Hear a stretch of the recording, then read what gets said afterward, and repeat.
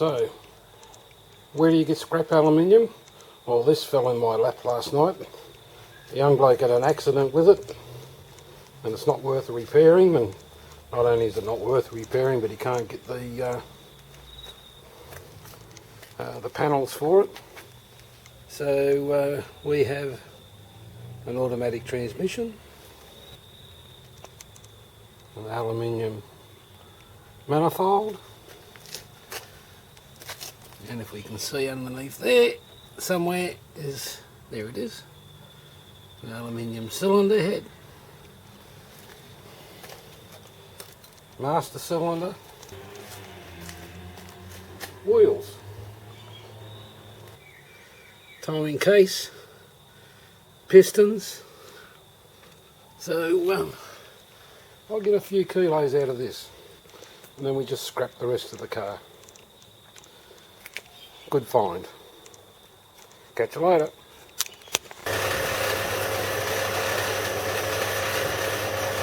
The joys of scrap aluminium. That was that is the cylinder head, and that's the main gearbox housing. The bell housing and other bits and pieces have already been melted down. I've spent the last 4 or 5 hours cutting this thing up. But must get back to that cylinder head. It's got to be repositioned because it's now come to the bottom of its straight. Can't go any lower.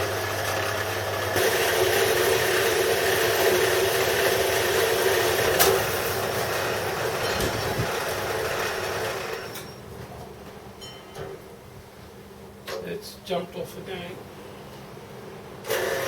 Yep.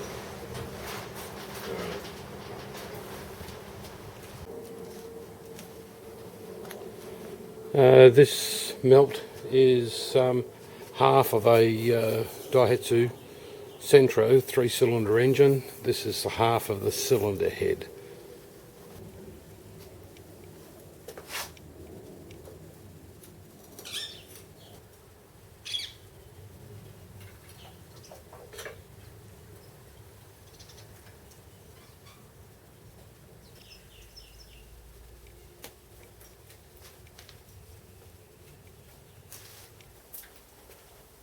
And we're back reducing the, this is the part of the automatic transmission housing, and in some cases you just have to cut it by hand.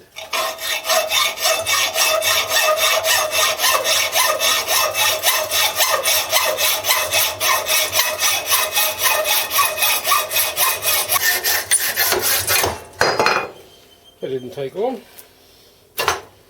just got to find the shortest path.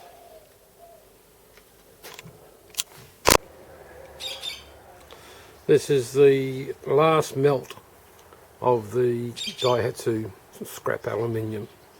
I've had, as you can see, I've had to change the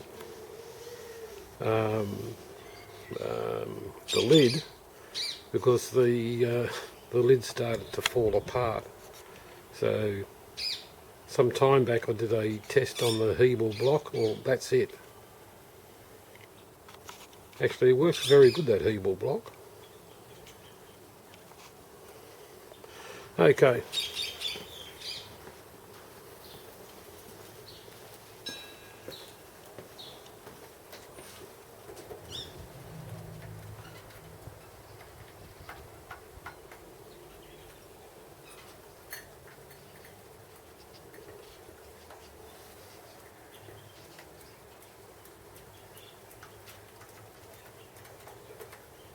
Okay, that's all the aluminium out of the little car. Don't know if you can see this, but there's the cold line. Where are we? Right along the bottom there. I've used about, because I had a leftover bottle when I started. I don't know how much was in it, but it was probably about that much. So I've used 9 kilos of gas to melt this little car into many. That's all the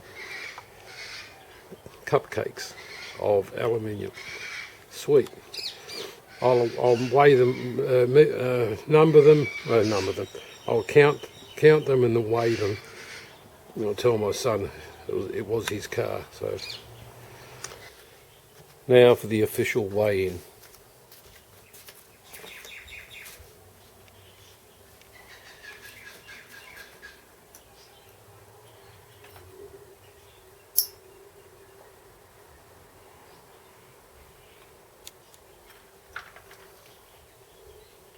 .25 kilos.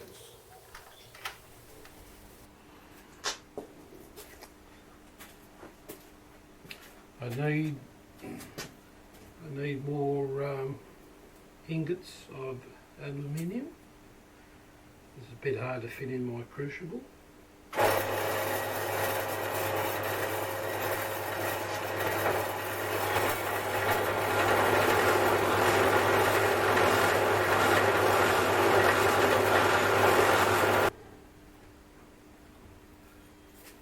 Oh, well, that didn't work.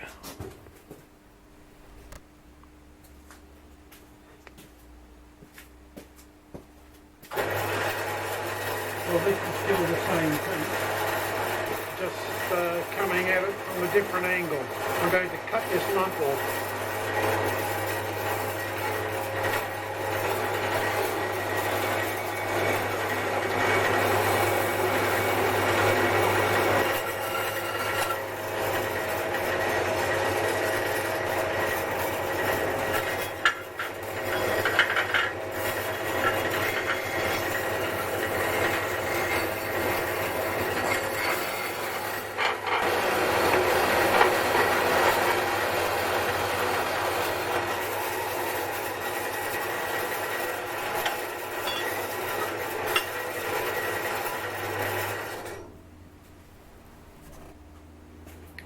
That last piece and this piece are off a diesel engine.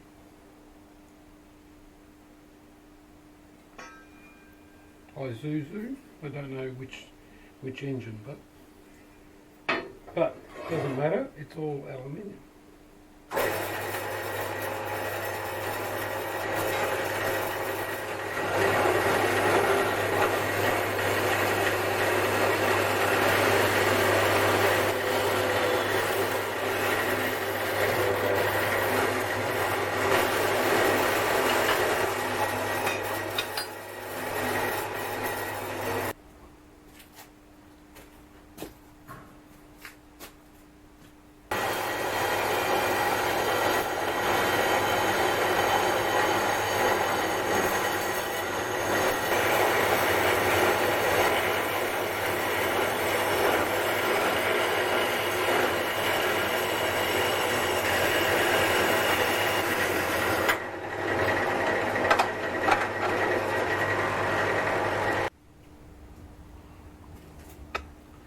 Well, that last piece was off the air intake track, because this is part of the air intake track, because this is part of it also, and I would say it bolted there. Now,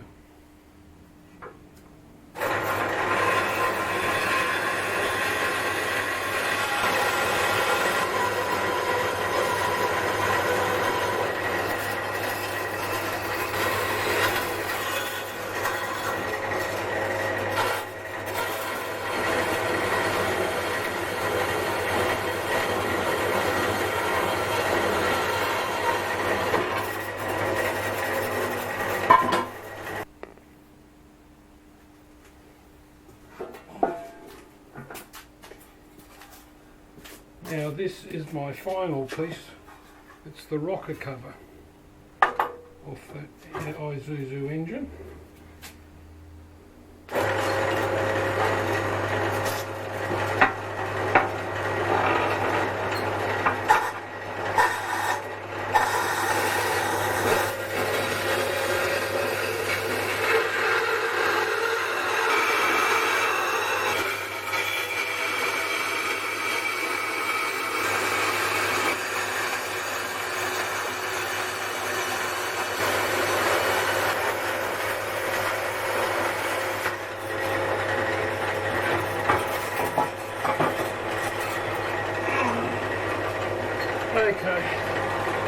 with me.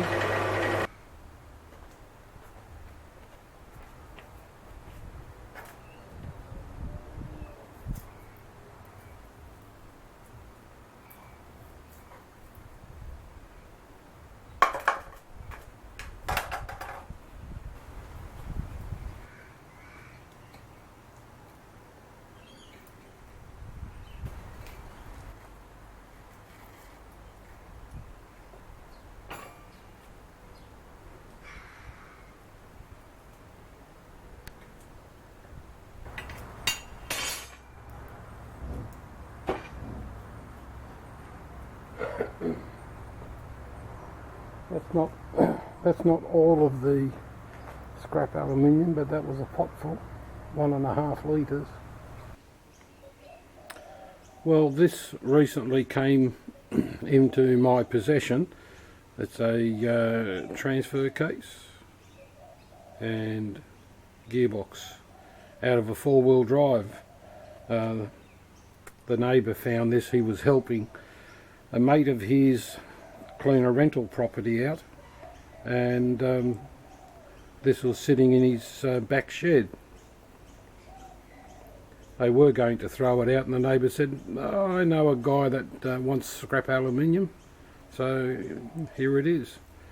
I've got to strip it down one day and do something with it, get all the steel parts out of it, but still, it's a fair bit of aluminium in that.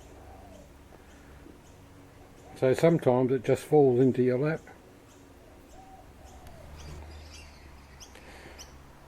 And then that same neighbour who gave me the gearbox and transfer case, not long afterwards, came up with these wheels. There's 3 here. I've been trying to cut up the 4th one. It's a fair bit of work. But he had a misadventure in his car, lost control, hit a gutter, took a big chunk out of the wheel that's in the shed getting cut up, and decided he scrapped the whole lot. So I ended up with these 4 alloy rims. There's going to be a lot of work to cut these up, I'll tell you. And while we're on the subject of rims, remember that Daihatsu? I showed you the rims. Well, I've still got them. There's 2 here and then 2 on me. You might be able to see one over there next to the camper. I've still got them to scrap out. I'll get the tyres off those one day. So there you have it, my scrap aluminium supply. There's my my mill. Yes, I started off with aluminium cans. It's not a bad way of getting it, but it takes an awful lot of work. Well, look, all of this is a fair bit of work to get your scrap aluminium. Stripping down gearboxes, cutting up wheels, cutting up the automatic transmissions, cylinder heads. It's all a fair bit of work. This is a very small amount of aluminium, and you only recover, I don't know, probably only half that can. 60% of that can is recoverable. The rest is just dross, rubbish. Slow process to melt it down.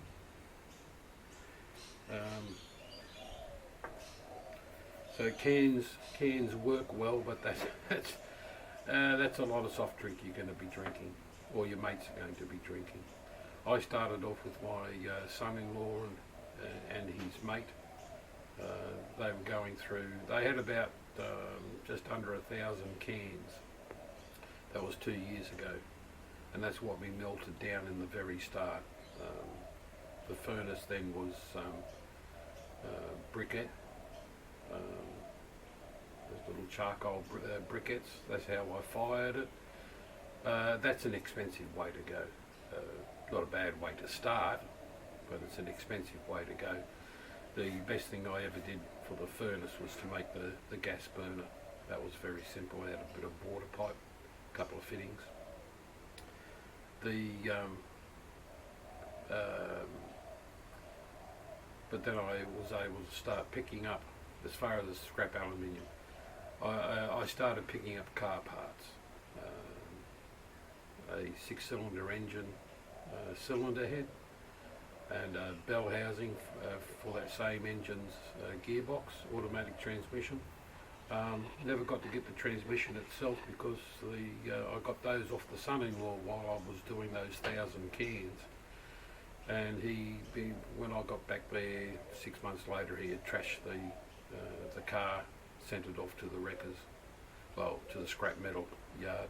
He just wanted to clear his property of 2 or 3 cars, so I missed out on that. But as you can see, my son had an accident with his little Daihatsu. I got 20 kilos, and that's without the wheels. I've still got the wheels, as you just seen. And then the neighbour comes up with 4 more wheels and a transmission and transfer case. So I've probably got another 30 or 40 kilos of aluminium in that. I've had no problems with the quality of the aluminium. I don't know what it is, but none of the automotive stuff has been junk aluminium. It's worked out well. So where from here? My next project I have started, that is a bench top 36-inch belt, 4-inch wide belt sander. Now I'm doing the frame in a cast aluminium frame and cast aluminium top and bottom pulleys. Pulleys. That's going to be mounted on an old 8-inch bench grinder. It's an interesting project. I have started, so I can start putting some videos out there, and I'll probably start that next. Okay, reason why I've been a couple of weeks away is been doing work around the house. Need to do some had to do some of it to keep the wife happy. I've got a lot more to do, but I hope not be too far away from presenting the belt sander. So until then, maybe a little project in between, but until then, take care, and you'll see me when you see me.